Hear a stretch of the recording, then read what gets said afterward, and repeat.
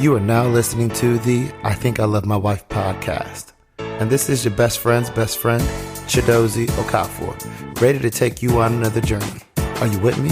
Because I'm ready. Let's get it. In this episode, we'll talk about supporting your children's dating choices and treating your marriage like a family business. We'll discuss identifying and navigating areas of improvement in a relationship.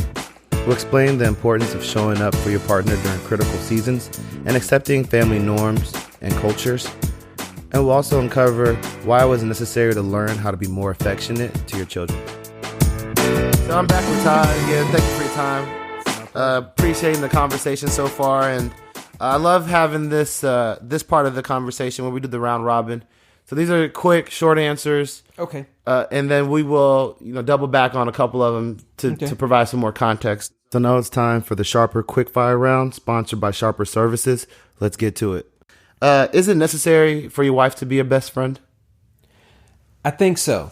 Because at the end of the day, you cannot have someone of the opposite sex there's no need for you to confide in other than your wife. Now, I can see if you have a close male friend, but at the end of the day, you sleep with this woman, you eat with her, you shower with her. That should be your only best friend in this world. Yep. Do you think it is that process happens, or it should happen before you get married? Like you recognize this person is my best friend, or does it happen kind of over time? I think it happens over time. Okay. We talked about things that we pay attention to, right? Was there a certain number, not necessarily with your wife, but in general, when you would take a woman out, certain number of dates that you would go on before you would start being like, I wonder when she's going to offer to like get a drink or take this round or do something like that? I'd dating myself quite a bit. Never thought about it. I never really given it much thought, but I would say if I were dating today, 3 to 5. 3 to 5. If she hasn't even offered to buy a round of drinks or something. After the 5th one, we're done. You're done. Canceling it. Yeah. Okay. Yeah. From a priority standpoint, when we think about love, is it wife over children or children over wife? Oh, wow. Wife over children. What was your wedding? Do you think your wedding was worth it financially? Oh, wow. We were so broke. We were broke. If I had to do it all over again, I think I would have done better.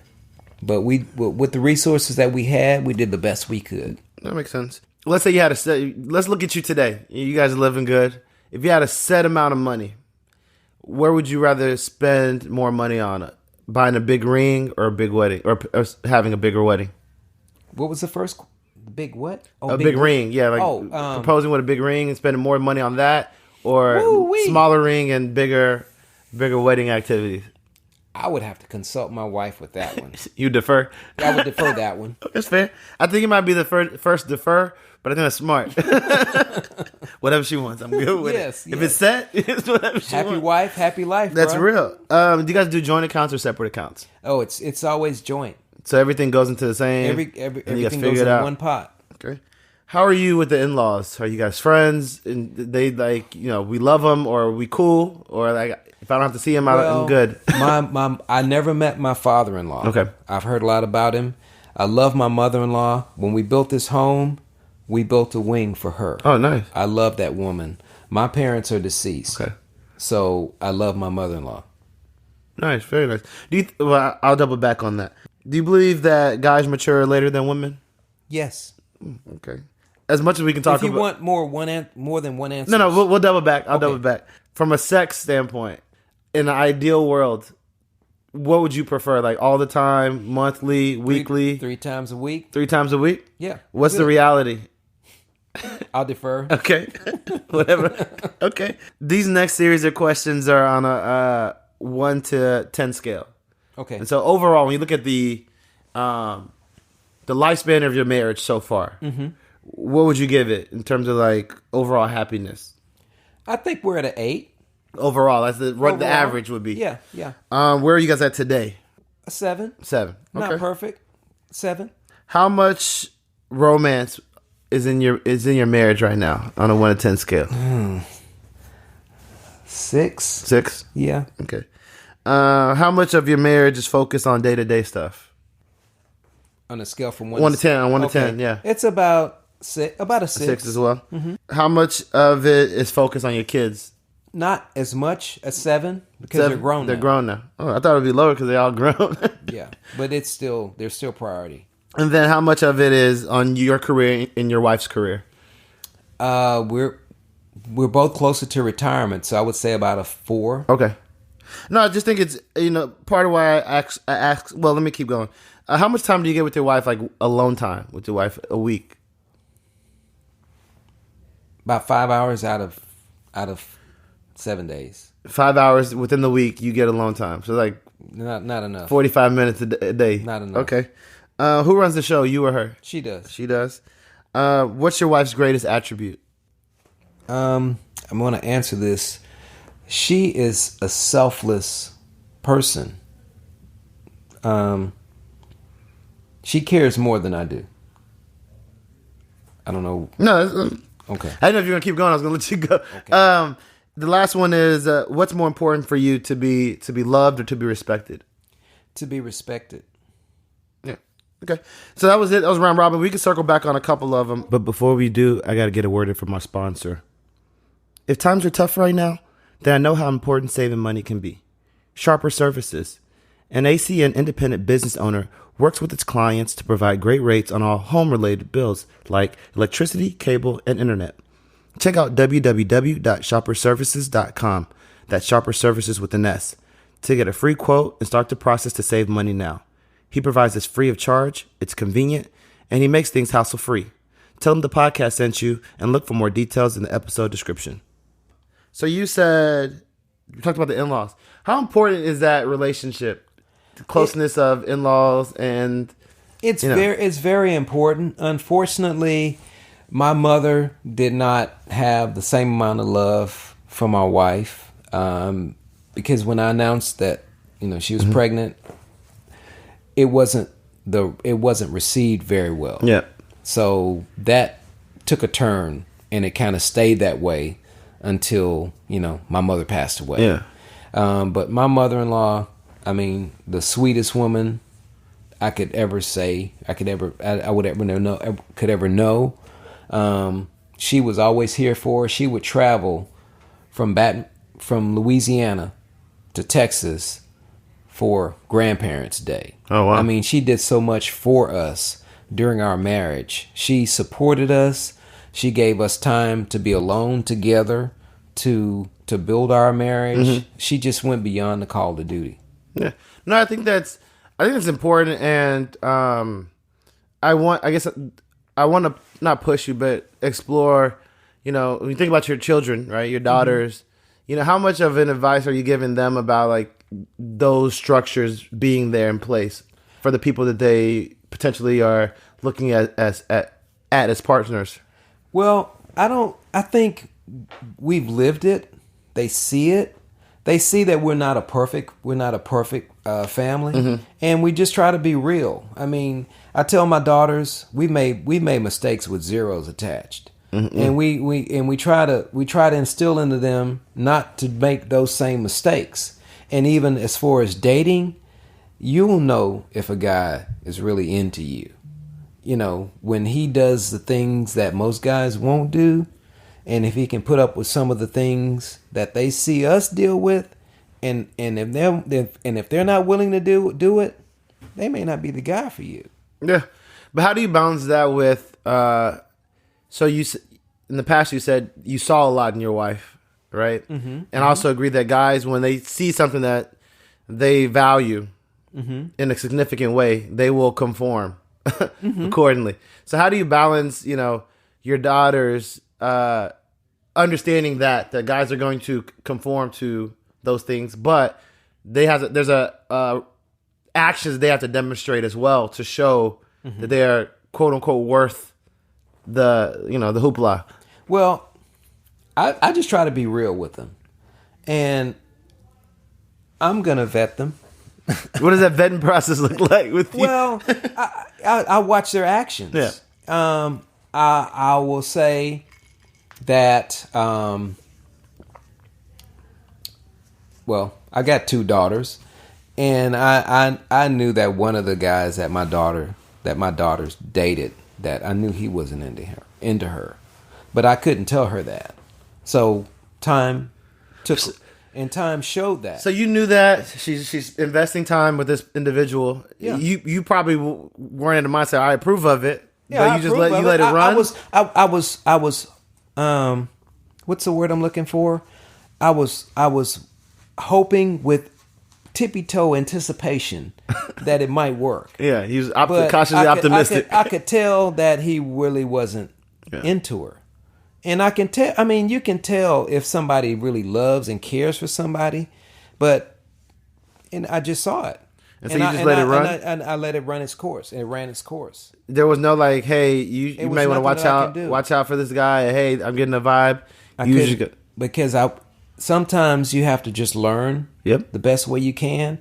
Because when you throw up a shield in the midst of their relationship, that throws the attraction even greater. And they'll tell somebody what they can't do. Fall even harder. Yep. So it was just something that she had to experience. So had that individual made it far enough where he's like, hey, I want to, hey, sir, how's it going? I want to take your daughter's hand. Well, if he put a ring on it, that was his responsibility. Got it. But despite how you felt, you would have supported it. I would have supported it. Yeah, because I mean, if it got to that point, because I'm sure at that I would have seen something different. For it to get that point. During the dating stage, I didn't see anything that impressed me. Got it.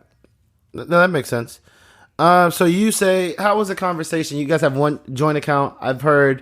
I'm a supporter of joint accounts. I've heard renditions of reasons why people have separate accounts. Mm-hmm. Why do you guys have joint accounts versus separate accounts? I don't think it's biblically correct, but that's just the way a marriage should be built. All of the money that you make goes into one account. There's no my cell phone bill, your cell phone bill, you pay the light bill, you pay the water bill.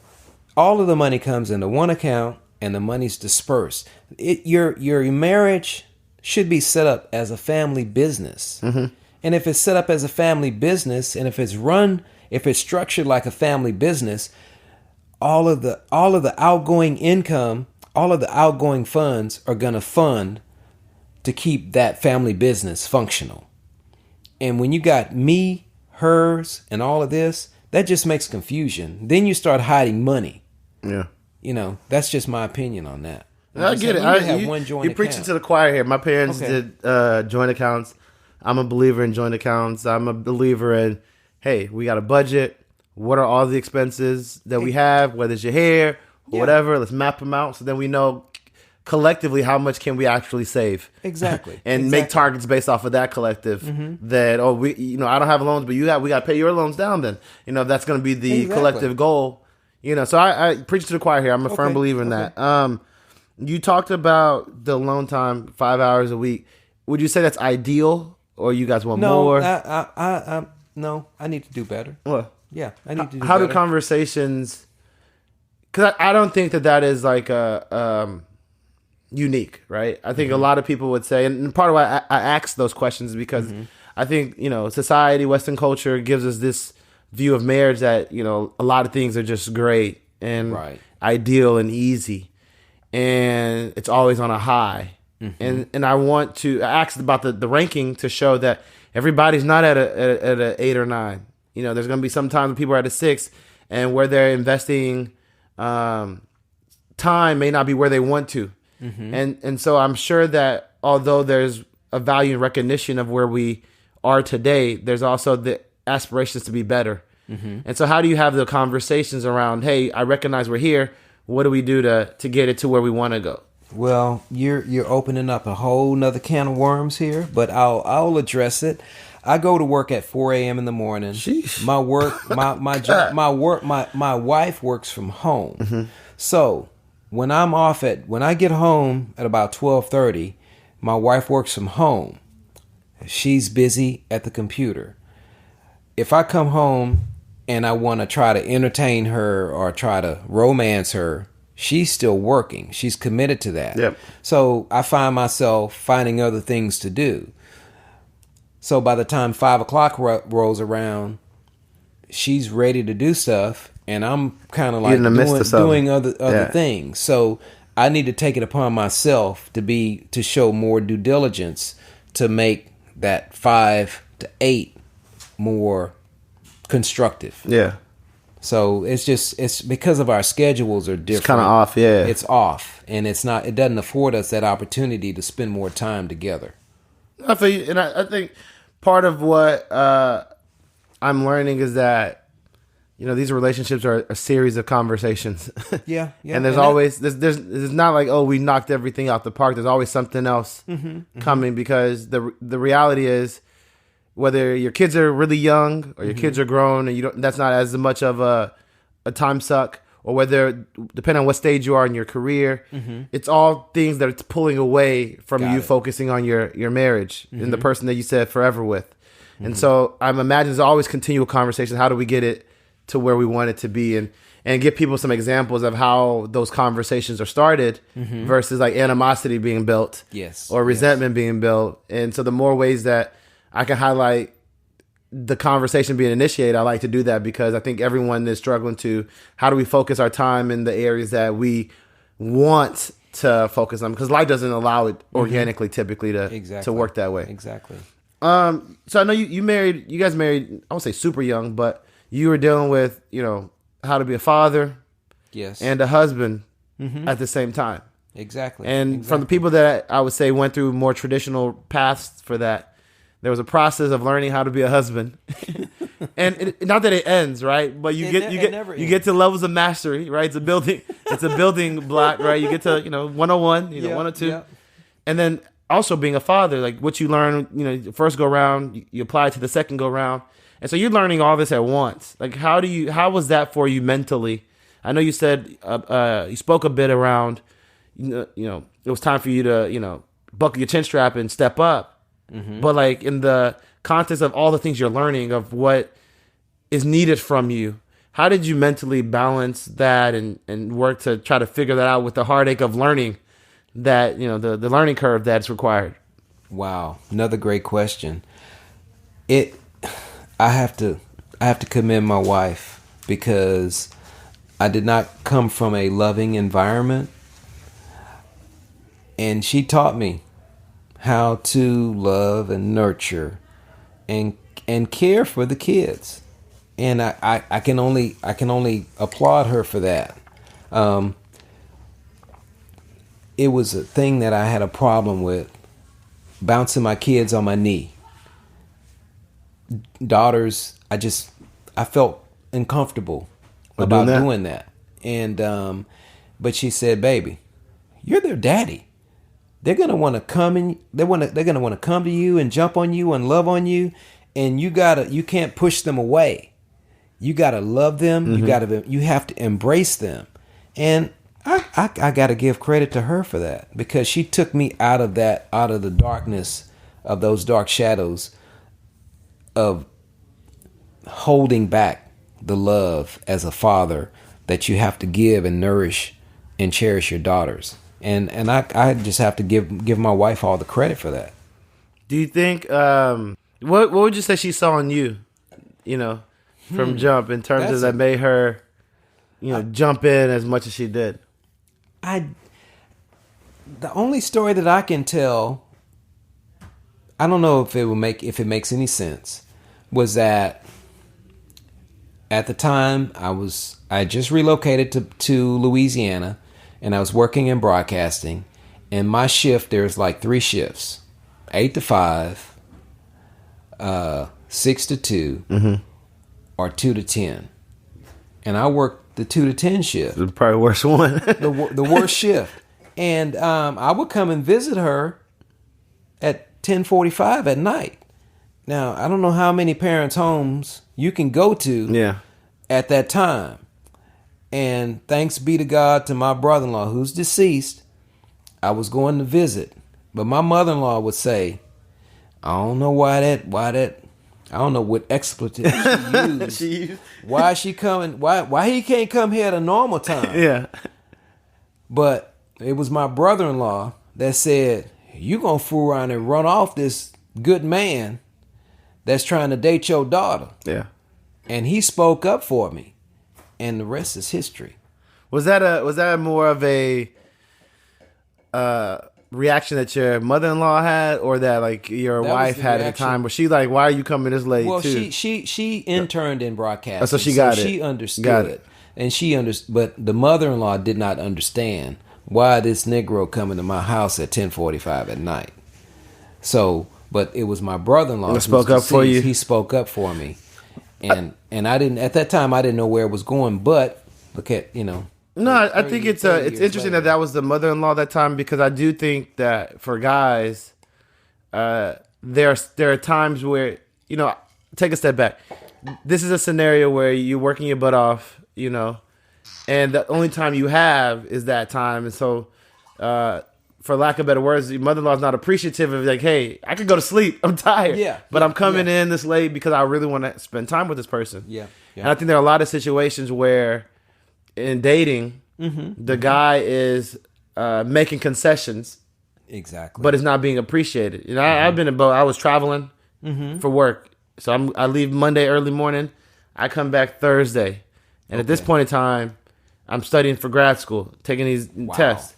Wow, you dating, having fun, and people, and people are, the people you're interacting with. I don't want to be fit into a schedule. I don't want to be fit into a block of time. And on my end, I'm like, everything I do from Thursday night to Sunday night is a block of time, because that's all I have. I wasn't here during the week to do my dry cleaning. I wasn't here to do all these other things. Yes. And so I'm jumping off a plane in one situation, I get back late to catch her for a game at a restaurant or a bar. She's upset that I missed the first three quarters. Versus acknowledging, like, you just got on a plane and came to meet me, and she wasn't happy. And I think that, it's a little bit, extreme. But I think there's a lot of scenarios where people, I won't say the guy does, but people are making concessions, and it's not recognized because the person just focuses on what they want, not what the person is doing to try to accommodate what you want. Exactly. And so, has that ever come up in the relationship or any of your relationships? And how do you navigate or handle that, where someone's obviously trying, but it's still not meeting what someone may want, or they don't recognize the work that's being done and try to even get to where they're at? Well, if I'm answering your question correctly, I think once my brother-in-law shared that with her, I didn't have to defend myself. She understood that was my work schedule. That's what it was. I still had the weekends to come by, but she just could not figure out why was I coming there at that time of night during the week. And I think once she understood that, and she saw my dedication to her daughter, I was the best son-in-law she ever had. So it took her just seeing it play out for a bit, and recognize, like, this is what it is. Like, you can't. It's not like you wait till 10 and then you come over. You're literally. This is the only time you can't come. And I would imagine there were other actions in addition to that supported what you were trying to convey in terms of who you were and what you were about. Well, initially, I guess once we had those talks on the weekends where she would try to fill me out and understand me as a person, because the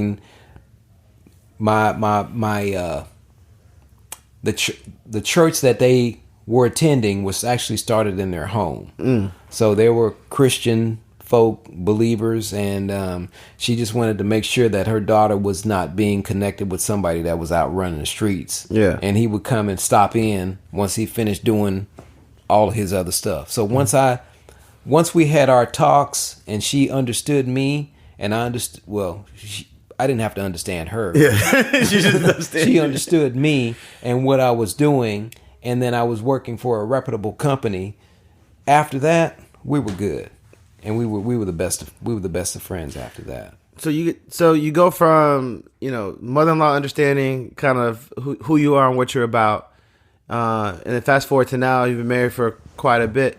What have been some of the biggest hurdles that you guys have had to overcome as a married couple? Death. We've experienced a lot of death. And one thing my wife applauds me for is that I may have been inconsistent in other things, but through death, that's when you got to step up to the plate. And when she started losing family members, for some reason, the gears would switch, and I would turn into this person. Okay, I'm going to handle this. You need to fly here. You need to do this. You go here. You do that. I got this. I got the kids. We'll be there, such and such. I'll take care of their hair. I'll do whatever I can. You go there and take care of that. And that's one of the things that I think she admires the most about my stance. That's interesting. That's what's up. I mean, not the death part, but I don't think of all the times I've asked someone that question and that's come up, and I've had uncle pass last year, and sorry to hear that. Thank you. All of a sudden, he struggled with diabetes, but he was getting like better. He was more, with the black community, it's a process to understand that you're not healthy, and then buy into what you need to do to get better. Right. And so he went through that journey, and he was on the path of where he was bought into what he needs to do to be better. He's a priest in Nigeria. He was in town for a mother's retirement. Came, did all his tests. Everything was good. He was doing his walks, okra juice, all that. And then within 3 months, he got really sick. And we didn't know what it was. Fortunately, we were able to bring him back here. Ran all the tests and found out he was at stage 4 pancreatic cancer. So mentally, you go from I've been good to this. It's defeating, but he's a priest, so he doesn't have the relational family other than like familial family.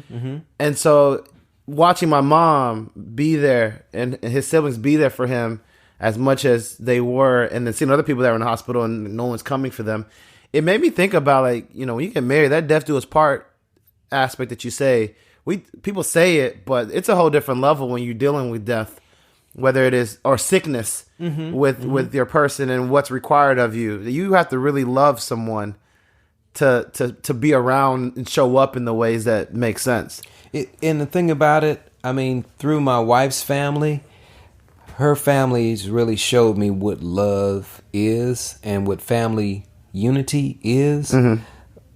Perfect example, when my mother-in-law was alive and they had her other sisters around, let one person get sick and go into the hospital. Usually one person's there. They would practically give them a room. Oh, wow. To where anywhere from 5 to 8 people would be there to support that family member that's in the hospital. I've never seen anything like that before. It makes a difference, in my life. And whenever a family member would get sick, didn't complain. I knew what the routine was. Yeah, you knew what. I tried to get her there to Louisiana as quickly as I possibly could, and I wanted the situation to be as problem free for her, because I knew that any given time she was going to spend 12 to 18 hours at the hospital, and it's kind of strange to me, but I've accepted it. She's not a doctor, but there were prayer warriors in that room praying for their family members, and I just accepted it for what it was. I would go in there for about 15 minutes and say, okay, I'll see y'all, but I'm going to go back to the house. And that's what they did, and they still do it to this day. And I think that happens a lot. I think there's different family norms that people have, and for the partner, it is either aligned to what they've experienced or very different. Right. And in some of those differences, it is either something that person sees and is always going to be a point of tension because they're like, why do we have to do this? Or there's an appreciation because they didn't experience that and they long for it. And so they admire the aspect that we do this. Right. How do you respond to those types of dynamics where it's different to what you're maybe accustomed to, and like knowing where you lean in and where you lean out of, right? Because I know your family is very close, right? For someone that maybe not be as close to their family, having to be in the family might be like, wow, we've been there for 4 hours, right? and to your point, like someone probably has to give you, this is what we do, and if that's not, then it just might not work for you. So how do like things like that? How do you what advice do you give people navigating this type of? It's very important to understand the culture of the family, and basically all you want to do, you want to support your significant other. If you're not in the words that you use, you just have to be mindful. Number one, of the culture and the words that you use. If you can't say anything good about the situation, just keep your mouth shut, because those family members are going to remember if you said something derogatory about that family member or that situation. So be as supportive as you can and keep your mouth shut. Yeah. Do you feel like I want to ask some of these questions, but I recognize like your children didn't grow up in some of these times, and so it's one that you're aware of the times, but you didn't have to raise your children up in the times. Okay. But as you think about like exposure to TV and media, it's definitely different than it was back then, or social media and the things that kids have access to today. What were some of the things that you would say were big things that you and your wife had to align on, like whether it's schools or whatnot, that as parents you guys are, this is the direction we want to take our kids? Oh, well, I mean, that's an easy one. I mean, even during the onset of social media, most of our kids were still home. And for dinner time, there was no phones. That was just no brainer. And we just encouraged to have that family time as a cohesive unit. And then there was a limit as to how much social media and cell phone and all the other things that we allowed our kids to do. And I think they're better people, they're better citizens today because of that, because we took a stance. Most parents today, they give, and I notice this a lot. You'll see 9-month-old kids or 18-month-old kids in strollers with iPads. That's not how you're going to raise your kids. You still have to have direct contact with your kids if you're going to raise them effectively.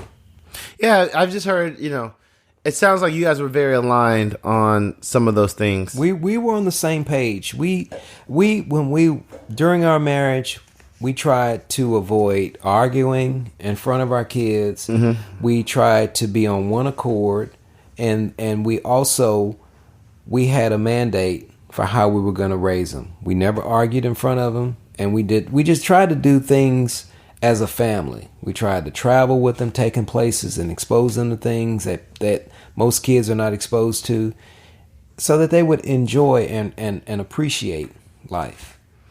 Do you feel like in some ways that might have given them a false sense of reality, in the sense of like, I never saw my parents argue, right? And so they've been married, and then they're in a relationship, they're arguing like, well, this is not going to work because I never saw that. Yeah.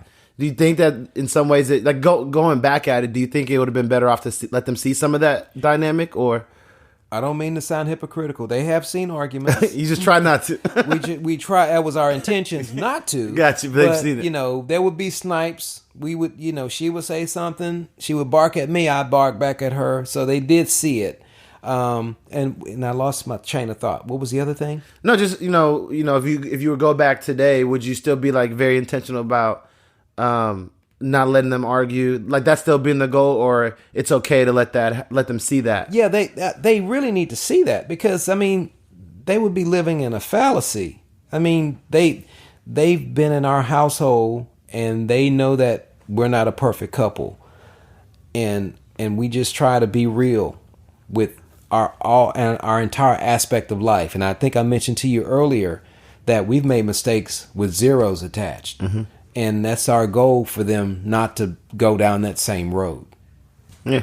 I know that you are very close with your daughters. And yes, especially for, at least from the context that we've had, some of that love and nurturing you didn't grow up with, right? Correct. And so I know that you've learned some or a lot of that from your wife, but what has it meant for you as a father in terms of establishing that relationship with your children, and then now that they're older and they have more autonomy, seeing the fruits of that?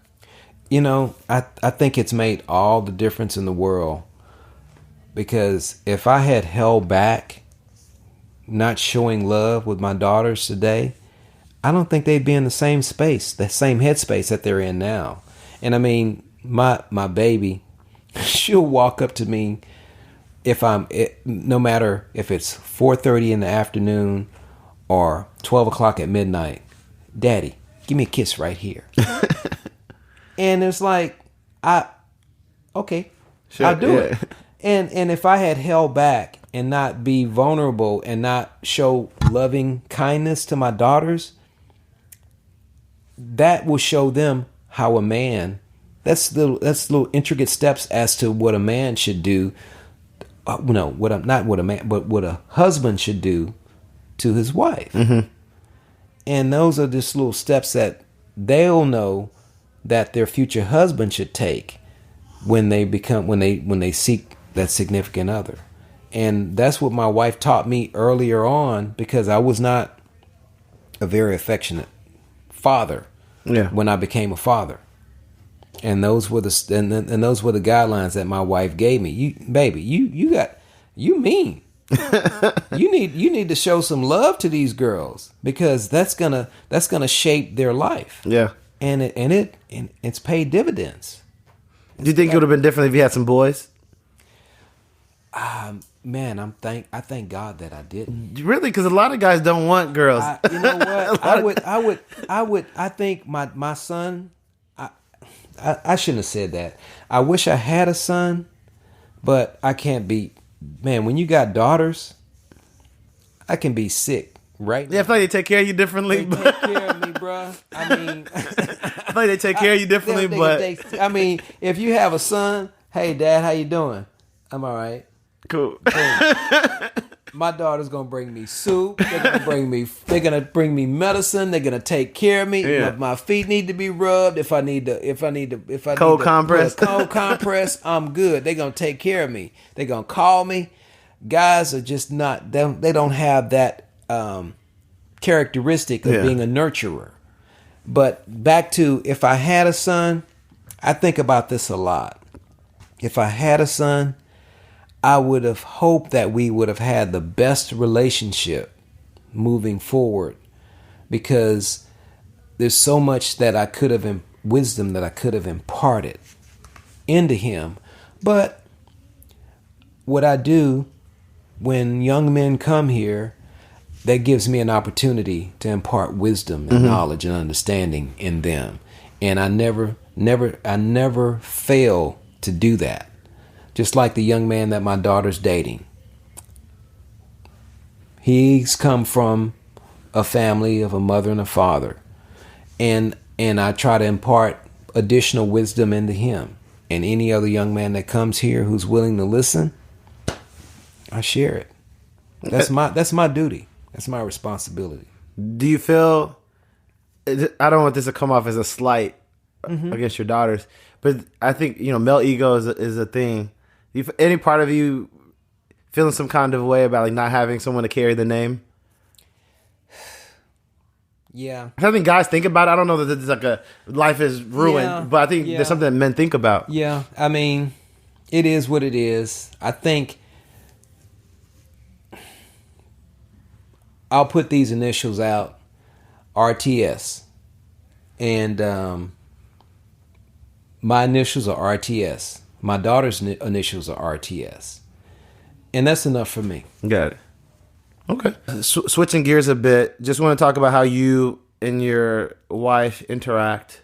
And I'm asking these questions in the context of being your wife, but also to parallel them with aspects of dating.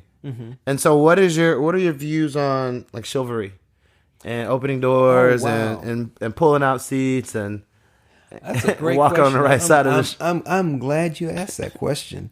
With that thought in mind, I mean, my dad didn't teach me a lot, but I just felt as though that I was obligated to be a cut above what men are supposed to be. And I don't have a problem with opening the door for my wife or a female, or allowing a female to enter the elevator before me, or pulling out the chair for my wife. I think it's normal. Mm-hmm. It's normal for me. And when I take my daughters out along with my wife, they expect that. You pulling out all the chairs, all three chairs, all of them. Interesting. All of them. And subliminally, my daughters expect that. The chairs to be pulled out? Yes, and the door to be open. And that's what a man is supposed to do. But you got these women who are, I can do it myself.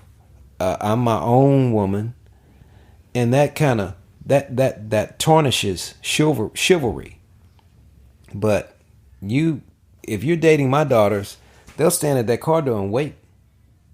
The car door? See, I have a problem with that one. It's not a problem.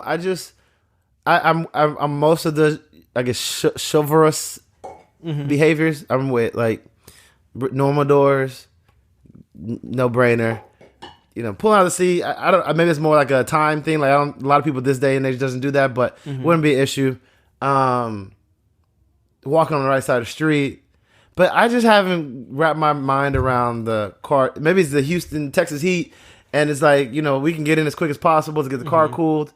But I just haven't gotten my mind around, especially when it's demanded of a person. Well, for me, it's not necessarily demanded, but that's what I've always done for my wife and my daughters. So most of your kids are going to emulate what they see their parents do. Yeah. So that's something that I've always done, and that's something that they expect from a man. So you're going to either raise your bar or lower your bar. No, it's true. I got to figure out where I stand in that one.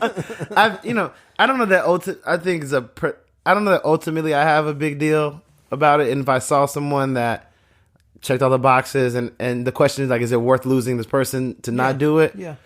I think I have a problem when it's like demanded. Like when you first meet someone. I'm not going to say it's demanded. And people, I'm saying people, not saying you or your daughters demand it. But people are like, well, if you don't open my door, I'm not going to go on this. And it's like. Well, I can't say.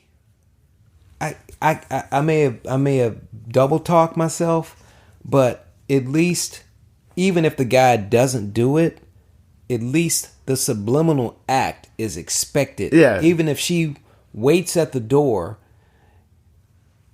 and he doesn't open it, eventually, if he doesn't do it, she'll do it herself. Yeah. But that's a way she can gauge what she's getting into. Yeah. So is this guy going to cover me? Is this guy going to protect me? Is he going to walk on the right side of the street to cover me and protect me while we're dating? Or is he going to run away? Yeah. I mean, do you have to do all of those things? Or is like he's doing some of them? Like, how do you look at... Well, I can't. That's up to him. Yeah. That's the way he gauges himself. But I've done it for so long. This is just second nature to you. Yeah. It's the norm. I've never seen it done often, but it's weird. We went to Home Depot Saturday. And I noticed if my wife is mad with me, she'll open the door on her own. Before I open my door. So I'll just walk over to my side. But at least I'm putting forth the effort. Yeah. But and like I said, most sophisticated women, they're self-sufficient and independent, and they're making $150K a year, and they're good. They don't need no man. But no, you know that no, there's a spectrum of women that like want to do everything for themselves and take pride in that, or don't want to have to depend or have the appearance of depending on someone for those things. So I definitely get it. And I consider myself a Southern gentleman. Yeah, I'm working on that one. That one I still just, it might just be me, but the car door, I'm trying to do some more introspection to understand why the car door is a thing. I just think it's an inconvenience, but I asked the question because I want to hear more like rationale for. Well, the rationale behind it, it's almost like showing her that you love her enough to take the time to do it. Yeah, I had one guy say he was married, and we asked the question. He was like, my wife would want me probably have a list of 20 things she would want me to do before opening the car door.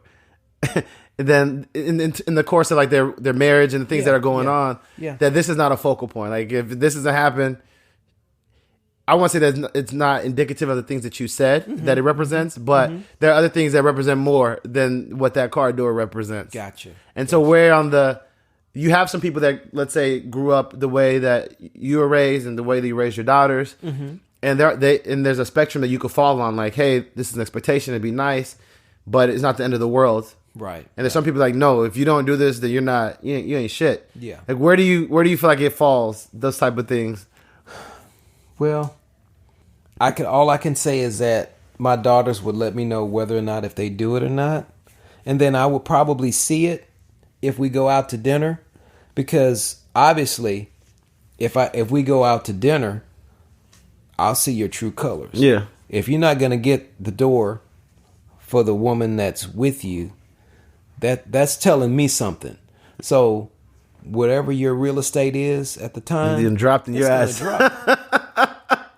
That's just and it's petty, but it just everybody has different things. Yeah, everybody has different things because they've seen it, and they're gonna. Because I mean, I got 3 doors to open when I take my daughters when I take my family out. So I got to boom, boom. But usually, by the time I make it around, they're already on the other side. Yeah. But there's 2 doors that I got to open. In this humidity.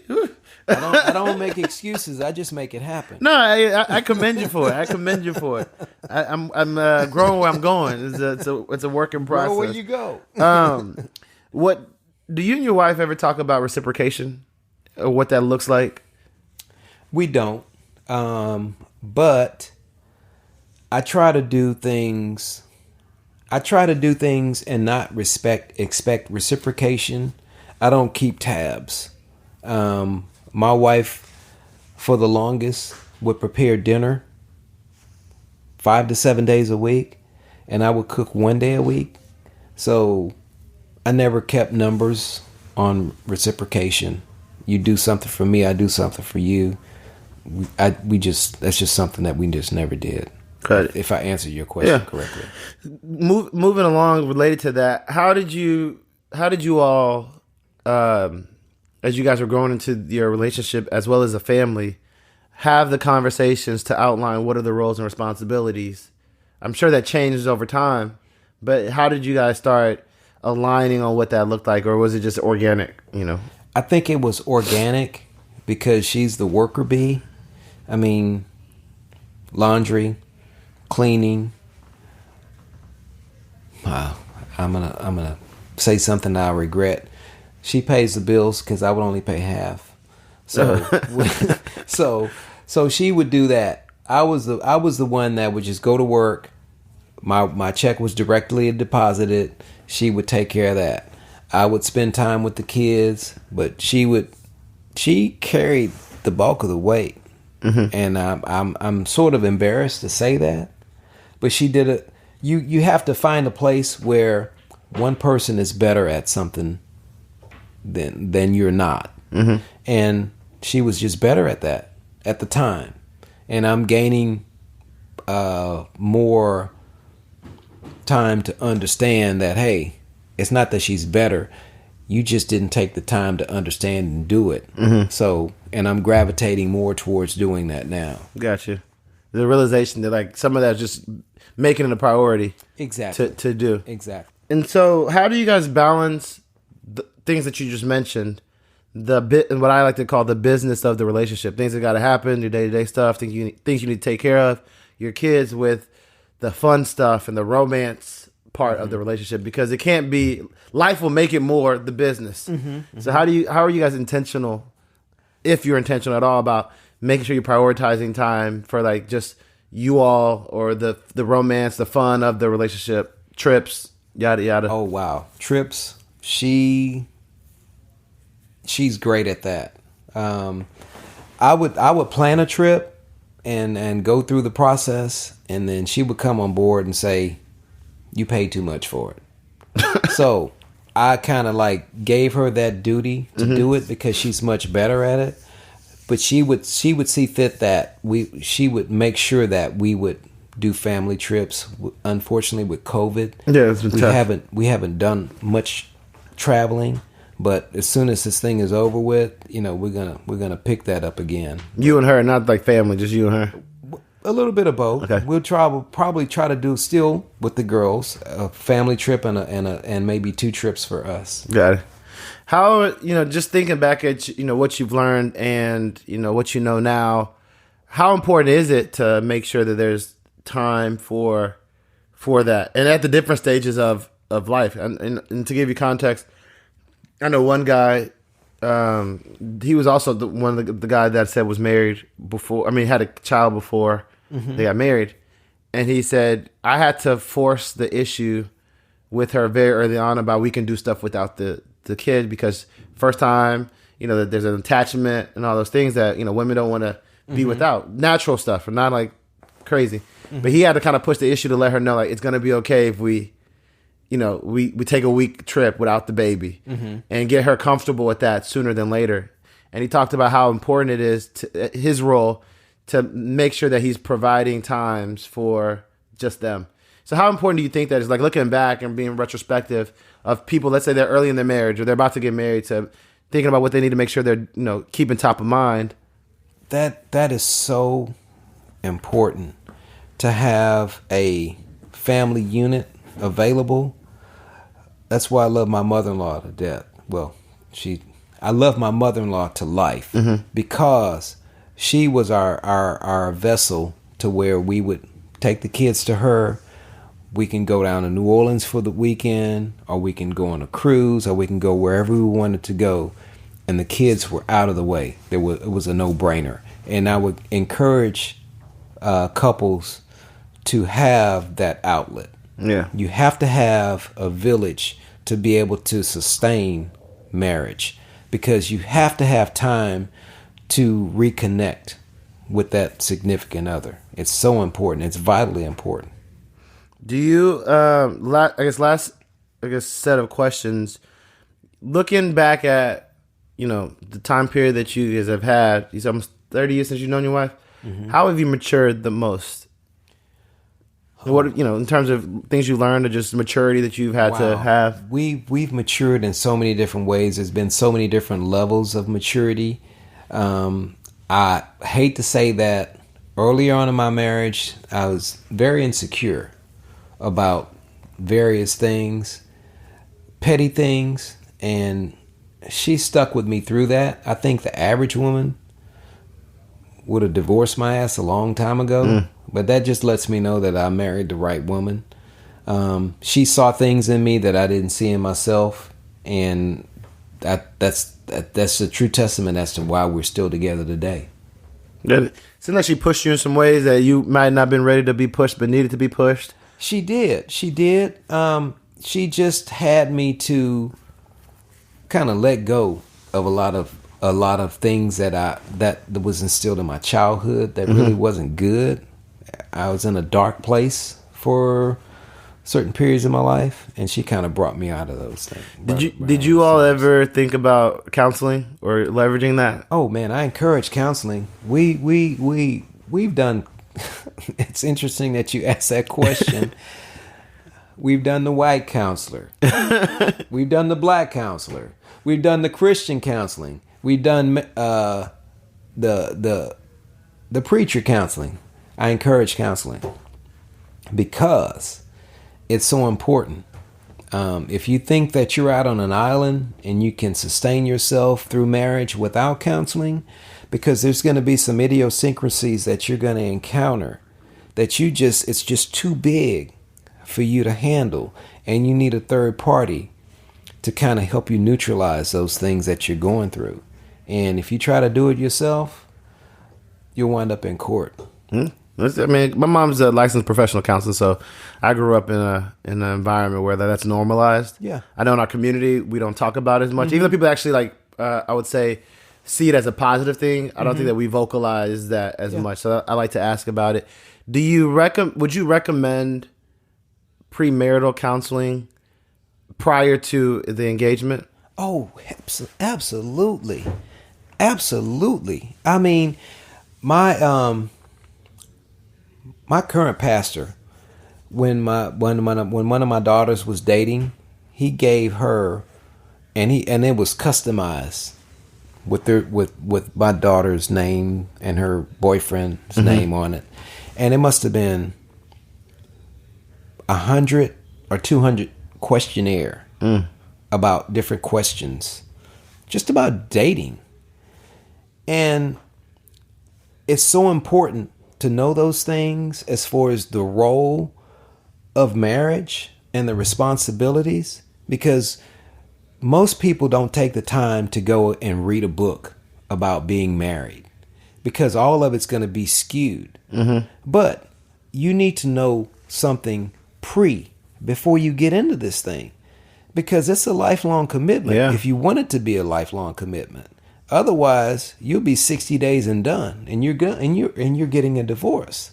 And you need to know the roles of marriage. Okay, who's going to pay the bills? How much money are we going to make together? What are we going to do with these chores? When we get kids, who's going to take the kids to daycare? Who's going to do this? Okay, are we going to have sex once a week or once a month? If sex is going to happen once a month, that's a problem. If you're sex driven. So those things need to be planned out way ahead of time. It's cheaper spending $200 on counseling than $2,000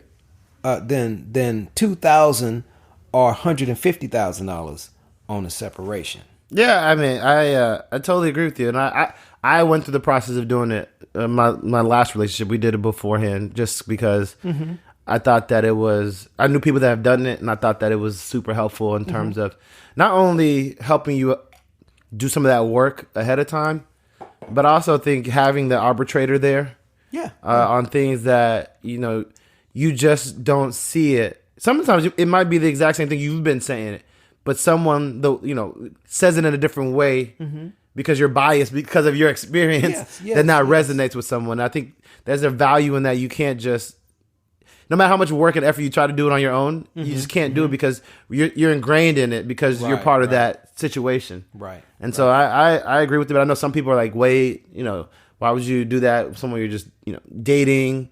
But I think there's value behind it too. Yeah.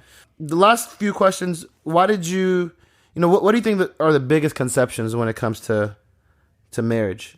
Just like, things that, if you asked most people, or this could be from what you've learned, but generally speaking, if you asked Joe Blow what they thought about what a wedding and not a wedding, but what marriage would have been like, and then now that they've gone through it, they're like, oh, it wasn't nearly what I thought it was in some of these areas that I don't know why people keep thinking it's like this, but it's not, that you find out to be false, right? That, maybe things that, let's say, for example, let's say your wife didn't cook often, right? And you came in thinking, I come home, I'm gonna have 5 meals a day and all this, and then you realize that's not marriage, Well, for me personally, marriage has been the greatest thing for me, because if I weren't married, I would have been aimlessly lost, chasing the next piece of ass. And this just stabilized me to focus on one thing. It gave you an anchor. And it anchored me into being responsible, being dedicated, and to have the self-fulfilling prophecy of what can I do to grow this. And it's been the greatest thing for me. Has it been easy? No. I've loved every minute of it. Even with the trials and tribulations that we've gone through happiness, through sadness, through despair, through other things. I think it's the greatest institution that one can have, because I've got a helpmate that I can depend on for life's issues. And what more can you ask for? Unless you're immature and you just chasing tail, and you're just going to be chasing your tail for the rest of your life, trying to get the next piece of tail. Yeah. It's all the same at the end of the day. Someone said, like, it's the ultimate sacrifice, right? That, one of those things that keeps giving, but the journey is not always great. And I was trying to get your thoughts on, this is it. What do you think is keeping people, from getting married? Like in the sense of, some of the things you've said is like, oh, it's simple. This is simple. This shouldn't be that hard, right? Not the process of being married, but just maybe getting to that stage. What do you think is holding people up? You know, people are getting married later and later, holding people up from just making a decision to the choice to say, hey, we're going to be committed. We're going to do what it takes. They're selfish. They're just selfish. You know, you have to give up self, and you have to share what you have. You have to allow yourself. You have to step out of your comfort zone into another zone to allow yourself to be vulnerable with someone else that you really don't know. And that's why a lot of people don't get married, because they've been hurt. Yeah. And they're afraid to take that next step. And life is going to be full of ups and downs. And you just have to take a chance and go for it. And what you put into it is what you're going to get out of it. If you put it on automatic pilot and expect favorable results, that's what you're going to get, unfavorable results, because you've got to nurture it. It's like a vitamin. You got to supplement it every day. When you think you've supplemented enough, no, you got to do some more if you want to. I mean, preaching to the choir here. I definitely think that. I agree with the things you said. I used to tell people that I think like you can't. I mean, you find greatness, you know, when you get married. Like you can't. People would say, "Hey, you know, how you doing?" And they're like, "Oh, I'm great. I'm as good as I'm gonna be." And I'm like, I really think that it takes external forces for people to really find their optimal state. Whether that, for some people, it might just be having a child, right? And that motivates people. For some people, is now that responsibility of I am leading this family or this household or this marriage, and there are people that are depending on me that gets them to do more than they probably would have done for themselves. And so I just think that there's something to be said about what people can do for themselves, and then how these external factors, like a marriage, force people or compel people to be better than they would have been for just themselves. And I think you won't reach those states until you have that type of purpose, and so to speak. Yeah, you won't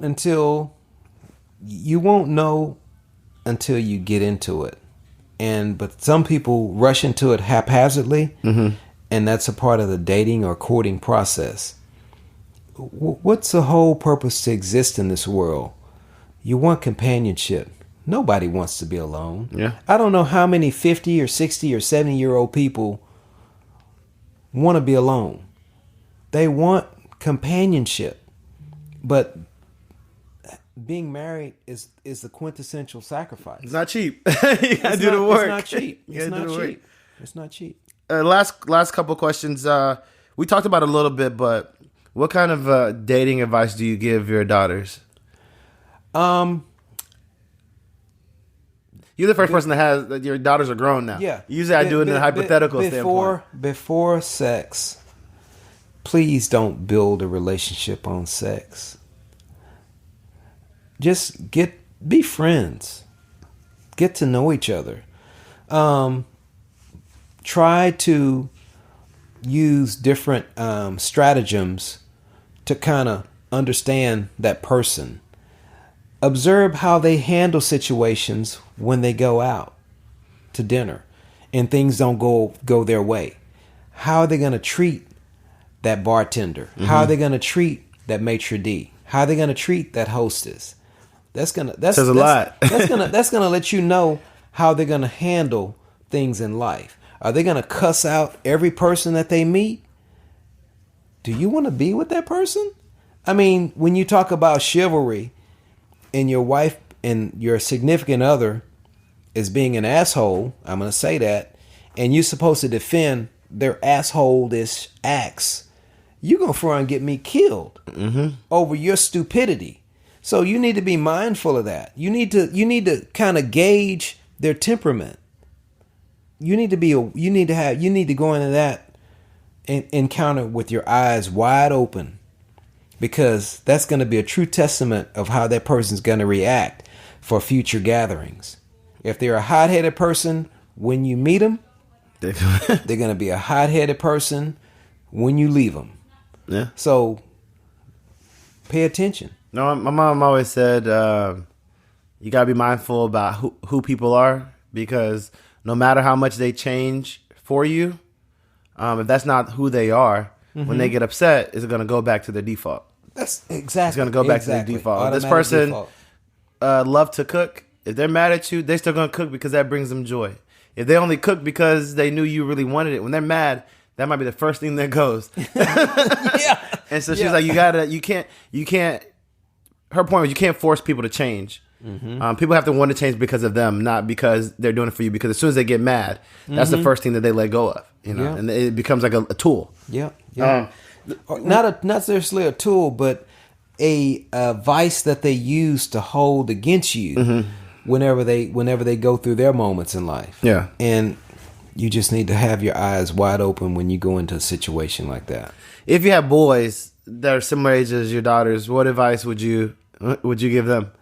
Well, I would try to, if I had boys, I would encourage them to, sex is a powerful tool.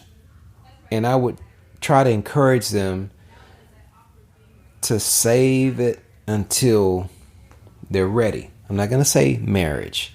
Save it until they're ready. Whoever knows when they're ready for sex? Because sex is a powerful tool that have taken down some of the most powerful men, Bill Clinton, over the ages. Yeah. So if you're not ready for it, and if you know the power of it, refrain from it. Get to know the person. Without sex, you'll be a better person off. Because I had a colleague that I met years ago, and I thought it was strange. 27-year-old virgin. Oof. But his marriage is rock solid right now. Rock solid. I hear you, and I can believe that. I think one of the things that I've heard is that the aspects of sex sometimes, the reason why they say don't have sex is because now you have expectations of what things should be through all these different things. That now when, let's say it's not exactly the way you want it, because it's been, for lack of better words, jaded by other encounters, so that now like you have an expectation of, oh, it should be like this or has to be like this, and then it's not. So now it looks less than whatever it would have been if it was your first or one of your first few encounters. And like I said, if you can refrain from it, you're better off. Just get to know the person and just talk. Stop all this texting. Talk and get to know the person.